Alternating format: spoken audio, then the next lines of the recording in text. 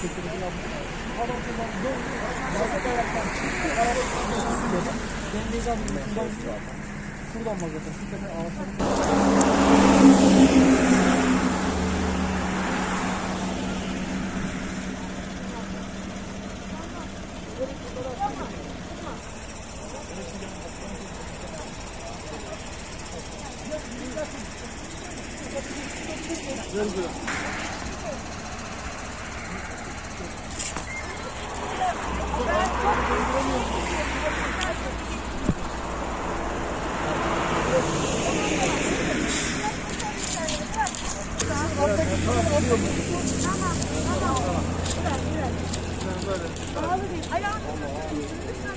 Ayaklarını uzatın. Abi tam burada tabii karşısında kalıyor.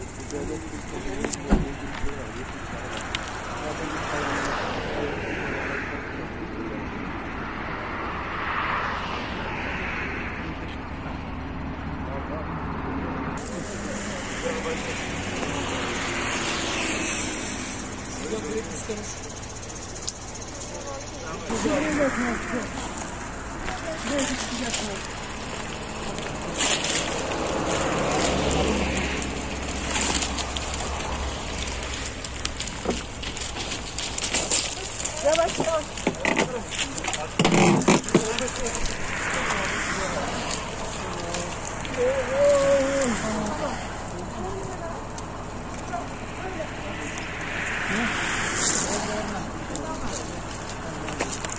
Örümcek mi var sağda?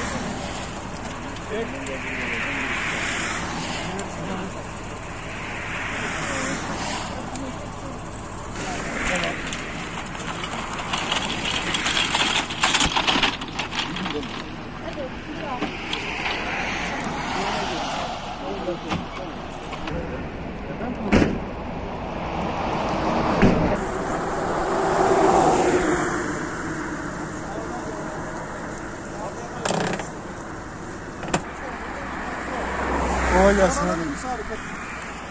Haberiniz olsun. Kolay gelsin abi. Eyvallah. Telefon.